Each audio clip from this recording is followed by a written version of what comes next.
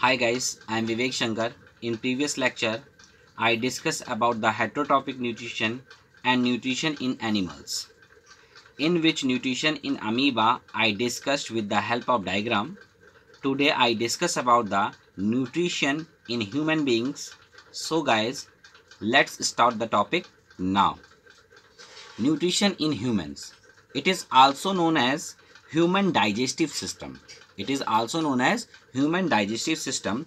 The alimentary canal and the gland associated with digestion constitute the human digestive system. So guys, human digestive system consist किससे किससे मिलकर बनी होती है बेटा? Alimentary canal and associated with its glands with the digestive constituent in the human beings. So guys, हम लोग इसको स्टेप बाय स्टेप जानते हैं. Firstly, I discuss about the alimentary canal, which is not mentioned in this, but it is very important. So these are the parts of the alimentary canal. So guys, let's start the alimentary canal. Alimentary canal. The alimentary canal in human beings measure about the 8 to 10 meters in length. It extended from the mouth to the anus. So guys, mouth to the anus. ये कहाँ से कहाँ तक होती है बेटा? Mouth से लेकर एनस तक होती है. It has the following parts. तो इसके बहुत सारे पार्ट्स होते हैं, जैसे माउथ में आ गया teeth, tongue, salivary gland, oesophagus, stomach, then stomach के अंदर gastric gland, small intestine, large intestine. ये सारे जो पार्ट होते हैं एनस तक के, वो सारे के सारे जो पार्ट होते हैं वो एलिमेंट्री कैनाल की होते हैं. किसके होते हैं बेटा? एलिमेंट्री कैनाल के. सो गाइज, फर्स्ट हमारा जो एलिमेंट्री कैनाल में जो टॉपिक आएगा माउथ. माउथ क्या होता है बेटा? यहीं से हम लोग फूड को इनटेक करते हैं, यहीं से हम लोग क्या करते हैं? फूड को इनटेक करते हैं. अच्छा, माउथ क्या है? तो mouth consist of oral cavity. Mouth is consist of oral cavity through which food is ingested. जहां से हम लोग फूड को क्या लेंगे बेटा? खाते हैं. It is bounded by lips, cheeks and it contains gums, teeth, tongue and the muscles. तो गाइस, क्या होता है बेटा? जो आपके ओरल कैविटी होती है ना, ये माउथ जो माउथ होता है ये कंसिस्ट होता है ओरल कैविटी से. साथ ही साथ इसमें हम लोग क्या करते हैं? इसी से हम लोग फूड को इंजेस्ट करते हैं. और साथ ही साथ हम लोग क्या करते हैं? ये बाउंडेड होता है बेटा. किससे बेटा? ये बाउंडेड होता है लिप से, चेक से, है ना. इट कंटेन्स, इसमें क्या क्या चीजें होती हैं बेटा? गम्स होते हैं, टीथ होते हैं, टंग होती है एंड मसल्स होते हैं. सो गाइस, अब बात करते हैं हम लोग टीथ की. किसकी बात करते हैं? टीथ और टंग की बात कर लेते हैं. तो टीथ क्या करता है? टीथ क्या करता है? Break the food. टीथ क्या कर देगा? फूड को ब्रेक कर देता है. और टंग क्या करती है? Testing and rolling the food. वो क्या कर देगी? टेस्ट करेगी फूड को, जो भी टेस्ट होगा उसको टेस्ट करेगी और साथ ही उसको रोल करेगी और उसमें सलाइवा को मिक्स करती है. तो guys, the tongue taste food and moves into the pharynx. तो अब वो क्या करती है? पहले तो जो जीभ होगी वो क्या करेगी? जो भी खाना होगा उसका स्वाद लेगी और उसको मूव कर देगी इनटू द फेरिंग्स में. कहाँ कर देगी गाइस? फेरिंग्स में. फेरिंग्स कहाँ से कहाँ तक होती है बेटा? तो माउथ और ऑसोफेगस का जो बीच का पार्ट होता है उसे हम लोग क्या बोलते हैं? उसको हम लोग फेरिंग्स बोलते हैं. क्या बोलते हैं बेटा? फेरिंग्स बोलते हैं. Teeth help in biting, cutting and chewing the food. मतलब जो टीथ होंगे वो क्या करेंगे? वो बाइट कर सकते हैं, फूड को काट सकते हैं, है ना, और चबला सकते हैं, च्यूइंग कर सकते हैं, है ना. Teeth masticated the food. Teeth क्या करते हैं? जो भी फूड हम लोग इनटेक करते हैं उसको वो मीस देते हैं, बिल्कुल क्या कर देते हैं? पीस देते हैं, मैस्टिकेटेड कर देते हैं. This makes it easier to swallow food. तो ताकि आसानी से जो खाना है उसको निगला जा सके. And increase its surface area for the various digestive secretion to act on. ताकि बेटा जब वो फूड होगा तो फूड को अगर बारीक महीन पीस दोगे तो उसका सरफेस एरिया बढ़ जाएगा, जिसपे कि आपके जो डिफरेंट टाइप्स ऑफ जो आपके कह सकते हैं डाइजेस्टिव एंजाइम्स हैं वो आसानी से वर्क कर सकेंगे और फूड को ब्रेक डाउन कर सकेंगे. सो गाइस, इतनी बात आपको क्लियर हुई. आगे देखिए क्या होता है बेटा. आगे 4 टाइप्स ऑफ टीथ, है ना, 4 तरीके के आपके पास टीथ होते हैं. कौन कौन से टीथ होते हैं आपके पास? आपके पास टीथ होते हैं incisor, canines, premolar and molar. कौन कौन से होते हैं? याद रखिएगा बेटा, इसमें मैंने लिखा नहीं क्योंकि मैं बहुत शॉर्ट में आपको 1 बाय 1 टॉपिक को क्लियर कर रहा था. यहाँ पर मैंने क्या करा है? यहाँ पर मैंने बिल्कुल शॉर्ट टॉपिक को मैंने यहाँ पर डिस्कस करा है। इतने बड़े टॉपिक को इतने छोटे छोटे उनके पार्ट लिख दिए ताकि आपको याद करना आसान रह जाए। बाकी उनके बारे में क्या क्या चीज़ें होती है वो मैं आपको अपने वॉइस के थ्रू आपको बता रहा हूँ। तो गाइस मैंने आपको बताया जो टीथ होते हैं वो 4 टाइप के होते हैं। कौन कौन से होते हैं बेटा? पहले मैंने बताया incisor, canines, premolar and molars. ठीक है, तो आपको पता है इंसीजर, कैनाइंस, प्रीमोलर और मोलर का काम क्या होता है। तो आपको पता है जो इंसीजर होते हैं वो क्या काम करते हैं? काटने का काम करते हैं। क्या करते हैं? काम करते हैं काटने का। जबकि जो कैनाइंस होते हैं वो फाड़ने का काम करते हैं, टीयरिंग कर देते हैं। ठीक है, और जो प्री मोलर्स और मोलर्स होते हैं ये जो फूड होता है उसको च्यूइंग करते हैं, है ना, यानी पीसते हैं, मैस्टिकेटेड करते हैं। सो गाइस नेक्स्ट क्या आता है मेरा? इसी में मेरा होते हैं, नेक्स्ट होता है बेटा सैलिवरी ग्लैंड्स। सैलिवरी ग्लैंड्स में क्या होता है? Produce saliva. Saliva contains enzyme salivary amylase that broken down या ब्रेक डाउन फूड, यानी फूड का मतलब हो गया स्टार्च टू सिंपल शुगर। तो वो क्या करेगा बेटा? जो भी आपका सैलिवरी ग्लैंड होते हैं ये सैलिवरी अमाइलेज नाम का जो एक एंजाइम होता है वो रिलीज करता है, जिससे जो आपका स्टार्च होता है या जो फूड मटेरियल होता है वो क्या कर देता है? उसको ब्रेक डाउन कर देता है सिंपल शुगर यानी कि ग्लूकोज में उसको ब्रेक डाउन कर देता है। तो आपको गाइस ये भी पता चल गया है ना। तो हम इसको इस तरह से भी बोल सकते हैं। किस तरह से बोल सकते हैं? The presence of food in the mouth. मान लीजिए मेरे माउथ में फूड प्रेजेंट है ना, stimulated the 3 pairs of salivary glands to secrete saliva. तो 3 जो सैलिवरी ग्लैंड्स की जो पेयर होती हैं वो सलाइवा को सेक्रीट करने लगती हैं। Saliva has mucin which lubricates the mouth and food, जो कि क्या कर देता है? फूड को और माउथ को लुब्रिकेट कर देता है ताकि आप उसे खाने को आसानी से निगल सकें, है ना। एंड जो saliva has also salivary amylase, जो सलाइवा के पास होता है वो क्या होता है बेटा? सैलिवरी अमाइलेज होता है जो स्टार्च को ब्रेक डाउन कर देता है सिंपल शुगर में। किसमें कर देता है बेटा? सिंपल शुगर में ब्रेक डाउन कर देता है। अब हम लोग बात करते हैं बेटा फेरिंग्स की, क्योंकि आपको पता है माउथ से आपने क्या किया? माउथ से आपने फूड को इनटेक करना स्टार्ट किया, और जो माउथ के अंदर जो पार्टीशन हुए वो सारे ये सारे चीजें हुई, है ना। माउथ के अंदर टीथ था, टीथ का अपना एक रोल था, टंग का एक अपना रोल था, है ना, सैलिवरी ग्लैंड का एक अपना रोल था। अब एक्चुअली में माउथ से जो फूड होगा वो फेरिंग्स में जाएगा। कहां जाएगा बेटा? फेरिंग्स में। तो फेरिंग्स होती क्या है? The oral cavity opens into the pharynx. जो ओरल कैविटी होती है वो कहां पर खुलती है बेटा? फेरिंग्स में खुलती है। कहां खुलती है बेटा? फेरिंग्स में खुलती है। The swallowing mechanism guides the masticated food through the pharynx into the tube is called oesophagus. उसको हम लोग क्या बोलेंगे बेटा? ऑसोफेगस बोलेंगे। तो अब जो माउथ से जो फूड जाएगा वो फेरिंग्स से होता हुआ कहां पहुंचेगा बेटा? आपका ऑसोफेगस तक पहुंच जाएगा। कहां जाएगा बेटा? ऑसोफेगस से। जैसा कि आपको मैं बता सकता हूं, ये क्या है आपका? ये आपका माउथ है। माउथ में आपने क्या किया? फूड को इनटेक करना स्टार्ट किया और स्टार्ट किया। तो आप क्या करा? टीथ ने क्या किया? उसको क्या कर दिया? बहुत मैस्टिकेटेड कर दिया। और जो टंग थी उसने क्या किया? टेस्ट लिया और साथ में उसको रोलिंग कर दिया। और बाकी जो सैलिवरी ग्लैंड थी उसने सलाइवा प्रोड्यूस करा और लुब्रिकेट जो माउथ और फूड को क्या कर दिया बेटा? बिल्कुल लुब्रिकेट कर दिया ताकि वो आसानी से स्वैलअप करा जा सके। अब वो स्वैलअप करा जा सके, जैसे स्वैलअप करेंगे तो वो फेरिंग से होते हुए कहाँ जाएगा बेटा? ऑसोफेगस तक, इस ट्यूब तक पहुंचेगा। ठीक है, तो अब ऑसोफेगस क्या होता है इसके बारे में जान लेते हैं। ऑसोफेगस क्या है? तो यहां पर लिखा है जैसे मैंने, taking food from mouth to stomach by the, है ना, पैरास्टैटिक मूवमेंट। पैरास्टैटिक मूवमेंट आप लोग जानते हो क्या होता है? इस चीज को जरा देखना बेटा। पहले मैं आपको बता देना चाहता हूँ पैरास्टैटिक मूवमेंट क्या होता है, ये बहुत इंपॉर्टेंट है। ये आपके ऑसोफेगस की जो आप ट्यूब देख रहे हो ये इस ट्यूब लाइक की स्ट्रक्चर होती है ना। अब क्या होता है? जो ऊपर जैसे आपने फूड को इनटेक किया तो जो ऊपर वाले जो मसल्स होंगे वो क्या करेंगे? कॉन्ट्रैक्ट होना स्टार्ट हो जाएंगे, यानी सिकुड़ना स्टार्ट हो जाएंगे। और जो आगे वाली मसल्स होंगे ये क्या होने लगेंगे? फैलने लगेंगे, ये एक्सपेंड होना स्टार्ट कर देंगे, जिससे कि फूड धीरे धीरे धीरे धीरे धीरे धीरे डाउनवर्ड में चला जाएगा और धीरे धीरे ऑसोफेगस से होते हुए वो कहां पहुंच जाएगा बेटा? स्टमक में। कहां पहुंच जाएगा बेटा? स्टमक में। इतनी बात समझ में आई? इसी टाइप के फूड के इसी टाइप के मूवमेंट को हम लोग बोलते हैं पैरिस्टैटिक मूवमेंट। क्या बोलते हैं बेटा? पैरिस्टैटिक मूवमेंट। तो ये याद रखिएगा बेटा, भूलिएगा बिल्कुल भी नहीं, बहुत इंपॉर्टेंट है पैरिस्टैटिक मूवमेंट क्या होता है, ताकि आपको ये पता चले कि आखिर में जो ऑसोफेगस है वो कर क्या रहा है, वो कैसा रोल प्ले कर रहा है। वो क्या कर रहा है? जो उसकी ऊपर वाली जो मसल्स हैं ऑसोफेगस की वो क्या कर रही है? कॉन्ट्रैक्ट हो रही है, लगातार सिकुड़ रही है। जब वो आपस में कॉन्ट्रैक्ट होना स्टार्ट करेंगी तो जो फूड मटेरियल होगा वो डाउनवर्ड में आएगा। क्योंकि डाउनवर्ड में इसलिए आ रहा है क्योंकि जो नीचे वाली जो, या कह सकते हैं जो आगे वाली जो मसल्स हैं ऑसोफेगस की वो एक्सपेंड होना स्टार्ट हो गई। क्या हो गई बेटा? एक्सपेंड होना। जब जैसे से वो एक्सपेंड होती जाएंगी वैसे वैसे फूड मटेरियल जो होगा वो नीचे की तरफ आता जाएगा। है ना। तो इतनी बात आपको समझ में आई ऑसोफेगस क्या होता है।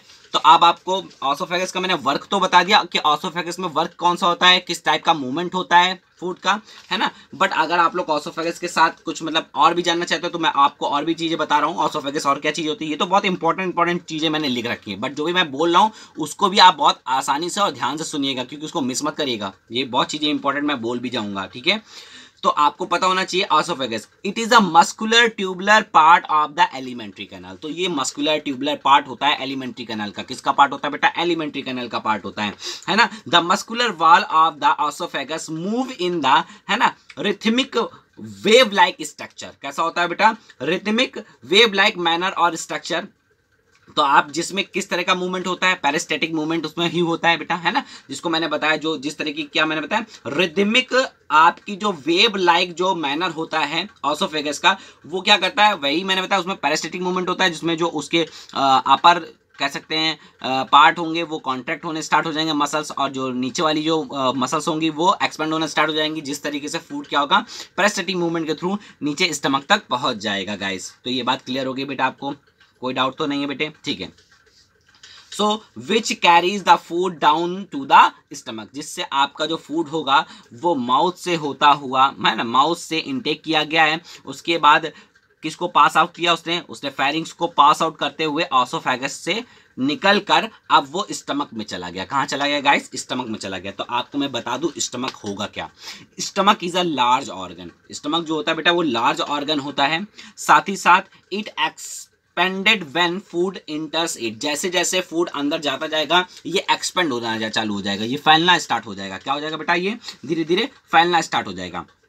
अब देखिएगा बेटा, है ना, stomach it is locate below the diaphragm. तो आपको मैं बता दूं इसमें भी डायफ्राम नहीं दे रखा है। डायफ्राम का क्या मतलब होता है तो मैं बता देता हूं। स्टमक इट इज लोकेट, जो स्टमक को मैं लोकेट कर रहा हूं कहां होगा बेटा, है ना, बिलो द डायफ्राम। कहाँ होगा बेटा, डायफ्राम के नीचे होता है। ये डायफ्राम होता है ना। डायफ्राम क्या होता है वो भी अगर आप लोगों को बता देता हूँ। डायफ्राम क्या होता है, the muscular portion between the chest cavity and abdominal cavity. तो जो आपका मस्कुलर पोर्शन होता है चेस्ट कैविटी और एब्डोमिनल कैविटी के बीच का, उसी को हम लोग डायफ्राम बोलते हैं बेटा। क्या बोलते हैं उसको हम लोग, डायफ्राम बोलते हैं, है ना। It is a sac like muscular structure. It serves the, है ना, storehouse of food where partial digestion take place. जहां पर आप क्या कह सकते हो, जो स्टमक होता है यहाँ पर पार्शियली डाइजेशन टेक प्लेस होने लगता है ना। थोड़ा थोड़ा डाइजेशन यहीं पर हो जाता है, स्टमक में ही हो जाता है।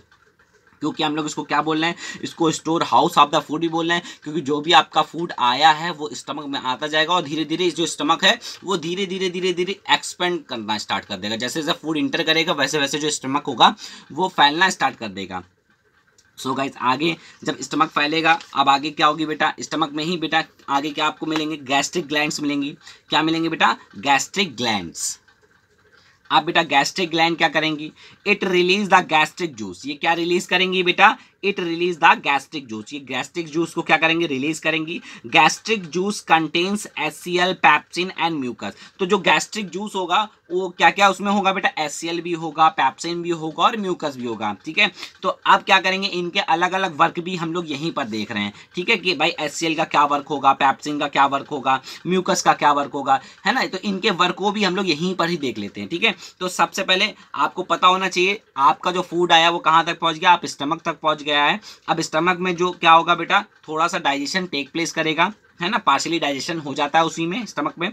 अब जो गैस्ट्रिक ग्लैंड होती हैं वो क्या करती हैं, वो अपनी गैस्ट्रिक जूस को जो होती है वो रिलीज करना स्टार्ट कर देती हैं। तो गैस्ट्रिक जूस में क्या क्या होता है, गैस्ट्रिक जूस में होता है आपका HCl होता है, पैप्सिन होता है और म्यूकस होता है। HCl क्या करता है ना, HCl मेक्स मीडियम एसिडिक। जो भी आपका फूड आया है उसको एसिडिक मीडियम में कन्वर्ट कर देता है। किसमें कन्वर्ट कर देता है गाइस, एसिडिक मीडियम में उसको क्या कर देगा, कन्वर्ट कर देगा। और साथ ही साथ क्या कर देता है, kill the harmful bacteria of food. जो भी हार्मफुल बैक्टीरिया प्रेजेंट होते हैं फूड में वो उन्हें क्या कर देता है, किल कर देता है, यानी मार देता है। कौन कर देता है ये काम, HCl करता है। और ये कहां से रिलीज होता है, ये गैस्ट्रिक जूस से रिलीज होता है ना। कहां से, गैस्ट्रिक जूस, है ना। और गैस्ट्रिक जूस कहां से रिलीज होता है, गैस्ट्रिक ग्लैंड से। और ग्लैंड जहां पर वर्ड में आ जाए तो मतलब उसका मतलब ही यही होता है कि वो कुछ ना कुछ क्या करेगा, सेक्रीट करना करता है। ग्लैंड का मतलब ही होता है कुछ ना कुछ सेक्रीट होना। सो गाइस, नेक्स्ट जो वो नेक्स्ट जो होगा है ना वो होगा पैप्सिन। पैप्सिन का काम क्या होता है ना, पैप्सिन का काम होता है break down the proteins into amino acid. जो आपकी प्रोटीन्स हैं, protein is a polymer of amino acids, है ना। तो आप ये जानते हैं अच्छी तरीके से जो प्रोटीन्स होती हैं वो पॉलीमर्स होती हैं अमीनो एसिड्स की। बहुत सारी अमीनो एसिड मिलकर एक मतलब प्रोटीन्स बनाती हैं। तो अब ये जो आपका पैप्सिन होता है, क्योंकि आपने जो फूड लिया है उसमें क्या होंगे, प्रोटीन्स होंगे, कार्बोहाइड्रेट्स होंगे, है ना, अलग अलग मटेरियल होंगे फूड के जो आपको न्यूट्रिशन जिनकी ज़रूरत होगी। तो अब उसमें से क्या करेगा, ये प्रोटीन को ब्रेक डाउन करना स्टार्ट कर देगा। क्या करेगा, ये पैप्सिन प्रोटीन को ब्रेक डाउन करता है। पैप्सिन किसको ब्रेक डाउन करता है, प्रोटीन को ब्रेक डाउन करता है इनटू अमीनो एसिड। किसमें करता है बेटा, इनटू अमीनो एसिड।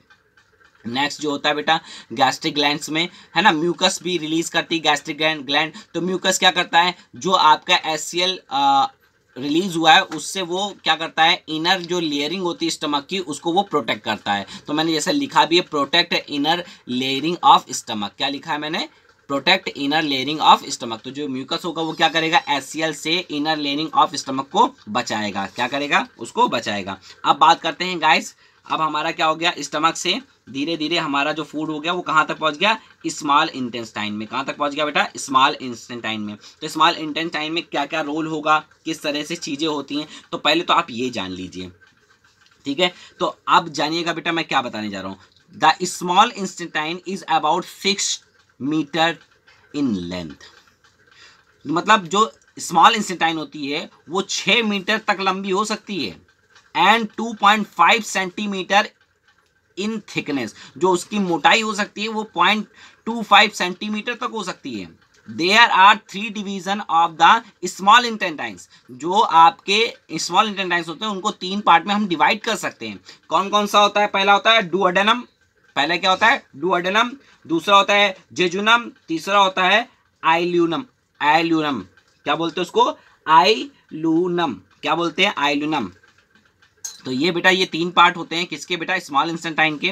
अब क्या होता है धीरे धीरे, अब स्मॉल इंटेस्टाइन में जैसे फूड पहुंचा तो it is the side of complete digestion. मतलब ये एक ऐसा साइड है जहां पर कंप्लीट डाइजेशन टेक प्लेस होगा। अभी आपका स्टमक में पार्शियली डाइजेशन टेक प्लेस हुआ था। क्या हुआ था बेटा, पार्शियली डाइजेशन टेक प्लेस हुआ था।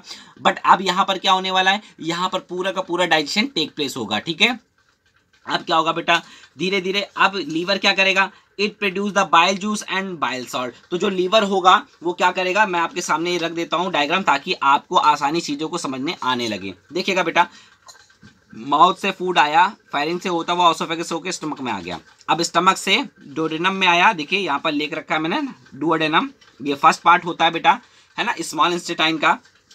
सेकंड पार्ट जो मैंने बताया था जेजुनम होता है, और जो थर्ड पार्ट होता है वो होता है आइलूम। क्या होता है बेटा, आइलूम, ठीक है। तो जो आइलूम ये लिख रखा है मैंने, ये देखिए स्मॉल इंटेस्टाइन का थर्ड पार्ट है ना, ये इसको हम लोग आइलूम भी बोलते हैं। क्या बोलते हैं, आइलूम। तो अब क्या होगा, अब लीवर का क्या रोल होगा। अब जो ये लीवर आपको दिखाई दे रहा है, ये लीवर ये क्या फंक्शन प्रोवाइड कराएगा, है ना, it provide bile juice and bile salt. तो ये क्या प्रोवाइड कराता है, बाइल जूस और बाइल सॉल्ट को प्रोवाइड कराता है। अब बाइल जूस का क्या रोल होता है बेटा, बाइल जूस का रोल भी हमें पता लगाना बहुत जरूरी है। पर रोल से पता लगाने से पहले हम लोग ये जान लेते हैं भाई लीवर क्या है। तो बेटा मैंने इसमें लिखा नहीं लीवर आखिर है क्या, मैंने उसका वर्क लिखा, उसका फंक्शन लिखा है। तो आप लोग लिखना चाहो तो जो मैं बोलता हूँ उसको लिख भी लिया करो, ठीक है, अपनी कॉपी में लिख भी लेना। तो भाई लीवर क्या होता है, it is the largest gland of the body. ये याद रखिएगा बेटा, इट इज द लार्जेस्ट, है ना, gland of the body. It performs many functions, ये बहुत सारे फंक्शन को परफॉर्म्स करता है, ठीक है। इट सेक्रेट्स बाइल्स, है ना, या कह सकते हैं इसको, या क्या सेक्रेट करता है, bile juice and bile salt. क्या ये सेक्रेट करता है, bile juice and bile salt को ये सेक्रेट करता है ना। तो bile juice produce by the liver is store in the it store in the gall bladder. तो ये कहाँ स्टोर होता है बेटा, ये गाल ब्लैडर में स्टोर होता है ना। अब ये क्या करता है, ये 2 तरीके का फंक्शन प्रोवाइड करता है। तो आप ये भी लिख सकते हो, there are 2 main functions of bile, है ना। तो बाइल के दो मेन फंक्शंस होते हैं। पहला क्या होता है, बाइल जूस जो होगा वो क्या करेगा, it makes the food alkaline. जो आपका फूड एसिडिक हो गया था अब उसे किसमें कन्वर्ट कर देगा, एल्कलाइन, मतलब बेसिक कर देगा। फूड का जो नेचर हो गया बेटा वो किस तरीके का हो गया, अब वो बेसिक कर देगा। कौन करेगा, ये बाइल जूस करेगा। कौन करेगा बेटा, बाइल जूस। बाइल जूस क्या कर देगा, जो भी आपका एसिडिक फूड आया था अब ये उसे एल्कलाइन मीडियम में कन्वर्ट कर देगा। और जो साथ ही साथ जो बाइल सॉल्ट होगा वो क्या करेगा, वो उसका क्या रोल होगा बेटा, breaks the large fat globules. जो भी आपके लार्ज फैट ग्लोब्यूल्स हैं उनको ये तोड़ना स्टार्ट कर देगा। इसी प्रोसेस को हम लोग इमल्सिफिकेशन बोलते हैं बेटे। क्या बोलते हैं, इसी प्रोसेस को हम लोग इमल्सिफिकेशन बोलते हैं। ठीक है बेटा, तो ये दो मेन फंक्शंस होते हैं लीवर के। किसके होते हैं बेटा, लीवर के। बट ये याद रखिएगा, liver is the largest gland of the body. It performs many functions, बहुत सारे फंक्शन प्रोवाइड कराती है ये लीवर। अब हम लोग जैसे अभी मेरा एक वर्ड बोला था गाल ब्लैडर, क्या बोला था बेटा, गाल ब्लैडर। तो मैंने वहां पर आपको ये भी बताया था जो बाइल्स होता है वो कहाँ स्टोर होता है, बाइल जूस जो होता है या बाइल सॉल्ट जो होता है या जिसको हम लोग बाइल बोलते हैं, bile juice and bile salt को हम लोग क्या बोलते हैं, बाइल बोलते हैं। वो कहाँ स्टोर होता है, गाल ब्लैडर में। कहाँ स्टोर होता है गाइस, गाल ब्लैडर में। तो ये बात क्लियर हो गई आपको। चलिए और आगे चलते हैं। अब गाल ब्लैडर से अब हम लोग कहाँ पर पहुंचे गए हैं, अब गाल ब्लैडर का भी रोल आपने पता कर लिया है ना। अब हम लोग बात करेंगे पैंक्रियाज की। तो पैंक्रियाज का क्या रोल होता है तो वो समझ लीजिएगा। पैंक्रियाज इट सेक्रीट, है ना, pancreatic juice which is trypsin and lipase. बहुत इंपॉर्टेंट है जो मैंने वर्ड बोले हैं, मैंने क्या बोले हैं, पैंक्रियाज क्या करता है बेटा, it secretes pancreatic juice which is trypsin and lipase. जो पैंक्रियाज होता है वो दो टाइप के जो पैंक्रियाटिक जूस होते हैं उनको वो क्या करता है, रिलीज करता है। अब आपको मैं एक शॉर्ट ट्रिक बताता हूँ। Trypsin, trypsin pronunciation is similar with, याद रखिएगा, सिमिलर विथ किसके, ट्रैप्सिन। ट्रैप्सिन जो है वो सिमिलर किसके हो रहा है बेटे, आपको ये याद रखना बहुत जरूरी होगा कि हम किस बारे में क्या क्या चीजें पढ़ रहे हैं। तो जो ट्रैप्सिन की बात कर रहे हैं ये पैप्सिन से लगभग सिमिलर होती है। किससे होती है बेटा, ट्रैप्सिन जो होता है वो लगभग सिमिलर पैप्सिन की ही तरह उसका प्रोनाउंसिएशन होता है और वर्क भी वैसा ही होता है, इसका अलग नहीं होता। ये इसकी शॉर्ट ट्रिक है तो याद रखिएगा। और दूसरा क्या है, लाइपेज। ये दोनों ही पैंक्रियाटिक जो जूस होते हैं इनके अलग अलग रोल होते हैं। अब अगर मैं ट्रैप्सिन की बात करूं तो ट्रैप्सिन इट बिहेव लाइक अ, है ना, पैप्सिन। तो पैप्सिन की तरह ये बिहेव करता है ना, break down the protein into amino acid. ये भी क्या करता है, जितना भी आपका अमीनो एसिड है उसको ये ब्रेक डाउन कर देता है अमीनो एसिड में। किसमें कर देता है बेटा, अमीनो एसिड में उसको क्या कर देगा, ब्रेक डाउन करना स्टार्ट कर देगा। जो ट्रैप्सिन है वो क्या करेगा, जितना भी आपका प्रोटीन्स है उनको वो ब्रेक डाउन धीरे धीरे धीरे करके वो अमीनो एसिड में तोड़ देगा पूरा का पूरा। अब जो लाइपेज होता है उसका क्या वर्क होता है, it breaks down emulsified fat. ये क्या ब्रेक करता है, जो इमल्सिफाइड जो आपके फैट होते हैं ये उन्हें ब्रेक डाउन कर देता है। अब जो फैट होंगे वो किसमें ब्रेक डाउन होंगे, फैट हमेशा फैटी एसिड एंड ग्लिसरॉल में ब्रेक डाउन होते हैं। किसमें होते हैं बेटा, फैट हमेशा फैटी एसिड एंड ग्लिसरॉल में क्या होते हैं बेटा, धीरे धीरे ब्रेक डाउन कर हो जाते हैं। इतनी बात अगर आपको क्लियर हो गई हो तो हम आगे बढ़ते हैं। आगे क्या होगा बेटा, जो आपका स्टार्च था वो सिंपल शुगर में चला गया जिसको ग्लूकोज बोला गया। जो फैट होगा वो फैटी एसिड में टूट चुका है और ग्लिसरॉल में ब्रेक डाउन हो चुका है। जो प्रोटीन्स है वो अमीनो एसिड में टूट गए। मतलब जो आपने फूड को इनटेक किया था वो धीरे धीरे ब्रेक डाउन होना स्टार्ट हो गया है। मैंने आपको बताया था जो पार्शियली डाइजेशन होगा वो आपका स्टमक में हो जाता है, जो कंप्लीट डाइजेशन होता है वो स्मॉल इंटेस्टाइन में हो जाता है और वहीं पर ही आपका एब्जॉर्प्शन भी होता है। गाइस ये भी आपको याद रखना है कि जो भी आपका एब्जॉर्प्शन होगा फूड का या जो भी न्यूट्रिशन का जो एब्जॉर्प्शन होगा वो स्मॉल इंटेस्टाइन में ही होता है। और किस तरह से होता है वो भी जरा जान लीजिए। जो आपका स्मॉल इंटेस्टाइन है इसमें क्या होते हैं बेटा, वेलाई लाइक, है ना, वेलाई फिंगर लाइक प्रोजेक्शंस होते हैं इनसाइड द स्मॉल इंटेस्टाइन। जो स्मॉल इंटेस्टाइन के अंदर फिंगर लाइक एक प्रोजेक्शन होते हैं जिनको हम लोग वेलाई बोलते हैं। क्या बोलते हैं, villi. This increase the surface area of absorption. वो क्या कर देता है बेटा, इंक्रीज कर देता है किसका बेटा, सरफेस एरिया ऑफ एब्जॉर्प्शन को धीरे धीरे वो बढ़ाना स्टार्ट कर देगा ताकि जितना भी न्यूट्रिशन है ज़्यादा से ज़्यादा वो एब्जॉर्ब किया जा सके। अभी आपका जो आपने फूड इंटेक किया था वो सॉलिड फॉर्म में था पर धीरे धीरे ब्रेक डाउन करके उसे लिक्विड फॉर्म में ला दिया गया। अब लिक्विड फॉर्म से क्या होने लगेगा, वो स्मॉल इंटेस्टाइन में जो वेलाई होगी, जो फिंगर लाइक प्रोजेक्शन है वो उसको धीरे धीरे क्या करने लगेगा, न्यूट्रिशन को एब्जॉर्ब करने लगेगा। Villi are supplied the food to blood vessel. जो वेलाई होगा ये क्या करेगा, फूड को सप्लाई कर देगा ब्लड वेसल्स में, और ब्लड वेसल्स क्या करेंगी, पूरे जो सेल, पूरे जो बॉडी में जितने भी सेल हैं उन सब में वो क्या कर देगी, पहुंचा देगी न्यूट्रिशन को, ताकि उनके लिए वो भी जो एनर्जी है वो इंपॉर्टेंस है, वो भी उनका भी एक अलग रोल है, ताकि जो हर एक सेल है वो अपनी एक सर्वाइव कर सके, है ना। तो वेलाई ने क्या किया, villi are supplied the food to blood vessels. तो villi are supplied the food to blood vessels, then the blood vessel takes the food to each and every cell of the body. जो blood होगी वो हर एक cell तक इसको क्या कर देगी, पहुंचा देगी। क्या करेगी बेटा, पहुंचा देगी।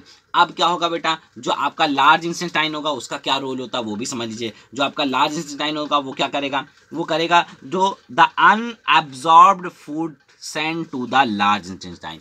जो भी भाई देखो, आप पूरा का पूरा फूड को आप डाइजेस्ट नहीं कर सकते, कुछ पार्ट जो होंगे फूड के वो बच जाएंगे, तो जो उसको हम लोग क्या बोलेंगे, अनएब्जॉर्ब फूड। मतलब अनएब्जॉर्ब जो फूड होगा, जिसको एब्जॉर्ब अभी भी जो स्मॉल इंटेस्टाइन में एब्जॉर्ब नहीं हो पाया है, उसको हम लोग क्या कहाँ भेज देंगे बेटा, लार्ज इंटेस्टाइन में भेज देंगे, वेयर, है ना, where its walls absorb more water from the material. तो वो क्या करेगी, जितना भी वाटर होगा वो क्या कर लेगी, उस मटेरियल से एब्जॉर्ब कर लेगी, and rest of the material remove from the body via anus. और जितना भी वेस्ट मटेरियल है उसको एनस के थ्रू क्या कर देगी बेटा, बाहर निकाल देगी। क्या कर देगी, एनस के थ्रू बाहर निकाल देगी। तो ये आपकी क्या है बेटा, ये आपकी है ना लार्ज इंटेस्टाइन है, और ये आपकी स्मॉल इंटेस्टाइन है। तो आपको ये याद रखना है, मैंने इसीलिए डायग्राम के थ्रू बता दिया। तो आपको ये भी याद रखना है कि अब एस्यूमिलेशन कैसे होता है फूड का। तो देखिए मैंने गाइस लिखा नहीं है, आप लोग खुद लिख लीजिएगा, क्योंकि मुझे लिखने में काफ़ी टाइम लग जाता है, तो मैं सोच रहा हूँ कि आपको बोल बोल के मैं लिखा भी दूंगा, कोई दिक्कत नहीं है। तो अब आपने एक्चुअली में पढ़ा क्या, आपने पढ़ा ह्यूमन का डाइजेस्टिव सिस्टम। तो ह्यूमन का डाइजेस्टिव सिस्टम भी 4 पार्ट में डिवाइड होता है। पहला आप लोग जानते हो, पहले पार्ट को हम लोग बोलते हैं इंजेक्शन, यानी फूड को लेना। तो इंजेक्शन से लेकर हमने डाइजेशन, दूसरा टॉपिक होता है हमारा डाइजेशन, कि फूड का डाइजेशन किस तरीके से हुआ, उसके बारे में भी हमने डिस्कस कर लिया। हमने इंजेक्शन को डिस्कस कर लिया, हमने डाइजेशन को डिस्कस कर लिया, हमने अब ज़्यादा से ज़्यादा एब्जॉर्प्शन को भी डिस्कस कर लिया, जो कि स्मॉल इंटेस्टाइन में होना था। ठीक है, अब एक्चुअली में एस्यूमिलेशन के बारे में हम लोग जानते हैं कि एस्यूमिलेशन है ना ऑफ डाइजेशन फूड क्या होता है। तो एस्यूमिलेशन क्या होता है, है ना, आपको बहुत अच्छे से समझना है। अगर आपको थोड़ा भी डाउट हो तो आप मुझसे पूछ सकते हो, या फिर बताइए तो मैं लिख भी सकता हूँ, कोई दिक्कत नहीं है। बट अगर मैं आपको ये 4 स्टेप बता रहा हूँ तो ये 4 स्टेप बहुत इंपॉर्टेंट है ना। आपके भी अंदर ये 4 स्टेप होते हैं, आपको मैंने अमीबा के में भी दिखाया था, तो ये आपको 4 स्टेप मैंने आपको बताए थे। ये आपके बेसिक 4 स्टेप्स हैं जिनमें आपका डाइजेशन कंप्लीट होता है। अब हम लोग बात करते हैं एस्यूमिलेशन की। Assimilation of food, intake of digested food by cells of the body। जितना भी आपने इनटेक किया था डाइजेस्टेड फूड से, वो सेल है ना बॉडी की सेल तक वो पहुंचा, उसी को हम लोग बोलते हैं पहुंचाना, या जो उसने यूज़ करेगी उसको, जो सेल्स होंगी उसको जब यूज़ करेंगी तो उसी प्रोसेस को हम लोग बोलते हैं एसिमिलेशन। तो आप लिख सकते हो, intake of digested food by cells of the body is called assimilation. ठीक है, अब डाइजेस्टेड फूड इज यूटिलाइज्ड। जो डाइजेस्टेड फूड है उसको क्या करना स्टार्ट कर दिया, utilised by the body in many ways. तो जो आपका डाइजेस्टेड फूड है वो उसको यूटिलाइज करना स्टार्ट कर देगी बॉडी, है ना, बहुत तरीकों से, बहुत है ना, उसके पास वेरियस मेथड होते हैं, उनसे वो क्या करने लगेगी, उसको है ना यूटिलाइज करने लगेगी। तो आप ये भी लिख सकते हो, digested food is utilised by the body, digested food is utilised by the body in many ways. हाँ बिल्कुल सही, in many ways. It is use to obtain energy through the process of respiration. तो ये क्या करेगी, उसी food को respiration के थ्रू उससे एनर्जी को क्या कर लेगी बेटा, ऑब्टेन करेगी, है ना, कि एनर्जी ले लेगी उससे। ठीक है, किस प्रोसेस के थ्रू लेती है एनर्जी, हमेशा रिस्पायरेशन, याद रखिएगा, है ना। तो आप लिख सकते हो, it is use to obtain energy through the process of respiration. अब excess of monosaccharide are store as glycogen. तो जो आपका है ना एक्सेस में आपके जो मोनोसैक्राइड्स प्रेजेंट होते हैं, मतलब जो सिंपल शुगर प्रेजेंट होती है, वो स्टोर होने लगती है ग्लाइकोजन के फॉर्म में। किसके फॉर्म में स्टोर होने लगती है, ग्लाइकोजन के फॉर्म में। तो आप इसको इस तरह से लिख सकते हो कि monosaccharides are store as glycogen, है ना। अब क्या होता है, जो अमीनो एसिड होती हैं, है ना, वो यूज होने लगती हैं सिंथेसिस ऑफ प्रोटीन में, तो आपको ये भी पता होना चाहिए जो अमीनो एसिड बची हुई हैं तो वो क्या करेंगी, वो प्रोटीन बनाने लगेंगी। तो आप इसको भी एसिमुलेशन ऑफ डाइजेस्टेड फूड में लिख सकते हो, है ना, अपना नेक्स्ट पॉइंट बना के कि amino acids are used in the synthesis of protein. अब जो ग्लिसरॉल और फैटी एसिड है वो क्या करते हैं, आपको एनर्जी प्रोवाइड करते हैं, है ना, और दोबारा से फैट बना लेते हैं, और दोबारा से क्या बना लेते हैं, फैट बना लेते हैं। तो आप इसको इस तरह से भी लिख सकते हो, the glycerol and fatty acid either provide energy और गेट रिकन्वर्टेड इनटू फैट्स। ठीक है, तो आप इसको इस तरह से भी लिख सकते हो। किस तरह से लिख सकते हो, the glycerol and fatty acids either provides energy or get reconverted into fats। ठीक है गाइस, इतनी बात आपको क्लियर हो गई। अब क्या होता है बेटा, जो फैट्स होते हैं ये डिफरेंट ऑर्गन के नीचे, या कह सकते हैं डिफरेंट ऑर्गन के ऊपर और स्किन के नीचे इकट्ठे होने लगते हैं, जिसको हम लोग फैट बोलते हैं, है ना। तो आप इसको इस पॉइंट को इस तरह से लिख सकते हो, है ना, these fats are accumulated in different organs below the skin. ठीक है, आप इस तरीके से उसको लिख सकते हो। The absorb food is also utilise for the formation of new cells. जो आपका एब्जॉर्ब, जो अपने फूड आपने एब्जॉर्ब किया है वो यूटिलाइज होगा नई नई सेल्स बनाने में, टिश्यूज बनाने में, है ना। तो और आपके बॉडी के ग्रोथ के लिए बहुत ज़्यादा इंपॉर्टेंट होगा। तो आप इसको भी लिख सकते हो, इस टाइप से लिख लीजिएगा उसको भी।